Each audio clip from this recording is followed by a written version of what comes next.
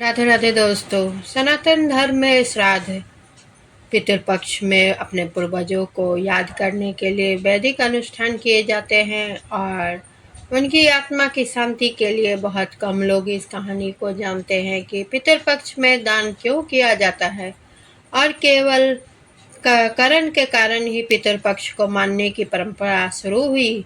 पुराणों के अनुसार पितृपक्ष में दान करने से आत्मा को स्वर्ग की प्राप्ति होती है। आइए आपको बताते हैं दानवीर कर्ण से जुड़ी ये कथा। दानवीर कर्ण के बारे में सभी जानते हैं कि कर्ण देवी कुंती के सबसे बड़े पुत्र हैं और सूर्यदेव के पुत्र हैं और सूर्यदेव ने अपना वादा पूरा करने के लिए अपनी सुरक्षा कवच भी दान कर दिया था। कर्ण ने अपने पूरे जीवन में गरीबों और जरूरतमंदों को पैसा और सोना दान किया था और उनके दर पर आने वाली किसी भी गरीब व्यक्ति को खाली हाथ नहीं जाने दिया। लेकिन उन्होंने कभी भी अन्न का दान नहीं किया था। अपने अंतिम समय में जब कर्ण मृत्यु लोक को छोड़कर स्वर्ग गया तो उन्हें सोने और पैसे के अलावा कुछ नहीं दिया गया। जब इंद्रदेव इसका कारण पूछा गया तो इंद्रदेव ने बताया कि उन्होंने जीवन भर केवल धन और सोना का ही दान किया और पितरों की शांति के लिए कभी अन्न का दान नहीं किया, इसलिए उन्हें भोजन नहीं दिया गया।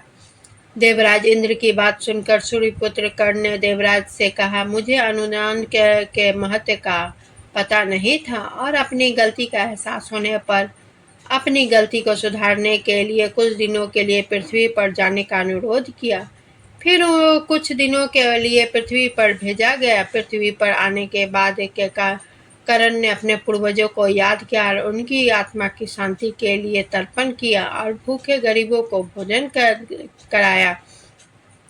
इन 16 दिनों के बाद लोगों के स्वर्ग जाने का कारण ऐसी मान्यता है कि तभी से 16 दिनों का पितृपक्ष मनाने की परंपरा चली आ रही है और इस दिन लोग अपने पूर्वजों को याद में भोज का आयोजन करते हैं तथा अपने पूर्वजों की पसंद का भोजन किसी वेद पाठी पंडित को दान करना या किसी गरीब को दान करना अपना ही महत्व है। हमारे पूर्वज सभी कर्म कांडों को करते हुए देखकर प्रसन्न होते हैं और हमें आशीर्वाद देते हैं। आइए इससे जुड़ी एक पौराणिक कथा को भी मैं सुना रही हूँ आप सभी को। श्री कृष्ण भगवान ने कहा कि आत्मा कभी नहीं मरती, ये बस एक शरीर से दूसरे शरीर में बदलती है। इसलिए आप अपने पूर्वजों को जब भी कुछ अर्पित करते हो तो उन्हें मिलता है। दानवीर कर्ण जिनके नाम के आगे ही दानवीर तथा उन्होंने पूरी उम्र बहुत दान दिया, जो भी कुछ उन्हें मांगता वो उसे जरूर मिलता। कर्ण जब परलोक गए तो उन्हें कुछ दोगुना दिया गया जो कि उन्होंने दान किया था, लेकिन वह सब हीरे जवाहरात और सोना चांदी थे। कर्ण को खाने को कुछ नहीं मिला क्योंकि उन्होंने कभी भोजन दान आदि नहीं किया था। कर्ण भूख से व्याकुल हो गए। अंत में यमराज की विनती करके धरती पर जाकर फिर से दान करने की आज्ञा मांगी। यमराज ने कर्ण को 14 दिनों का वक्त दिया। कर्ण ने धरती पर आकर जमकर भोजन दान दिया और श्राद्ध किया। जब कर्ण परलोक वापस आया तो उसके पास खाना पहुंच चुका था। इसलिए हिंदुओं में भोजन दान करना बहुत ही शुभ माना गया है। श्राद्धों के दौरान गरीबों को भोजन खिलाना ही चाहिए, इसलिए इसके जरिए हमारे पूर्वज को सीधे पहुंच जाता है। कहा जाता है कि इन दिनों यमराज की आज्ञा से आत्माएं जमीन पर जाती है और अपने वंशजों की ओर से अर्पित किए गए भोजन का भोग करती है। एक बार दो भाई थे, जोगे और भोगे। जोगे अमीर था और भोगे गरीब। एक बार श्राद्ध का वक्त था। जो अमीर भाई की पत्नी ने उसे श्राद्ध करने को कहा, लेकिन वो इसे व्यर्थ की बात मानकर टालता रहा। ऐसा करने पर अमीर भाई की पत्नी ने सोचा, अगर श्राद्ध नहीं किया तो लोग बातें बनाएंगे। इसके लिए ऐसा करती हूँ कि अपने मायके वालों को दावत पर बुलाकर उसके लिए अपनी शान दिखाऊंगी। वही अमीर भाई की पत्नी ने श्राद्ध पर मदद करने के लिए गरीब भाई भोगे की पत्नी को बुला लिया।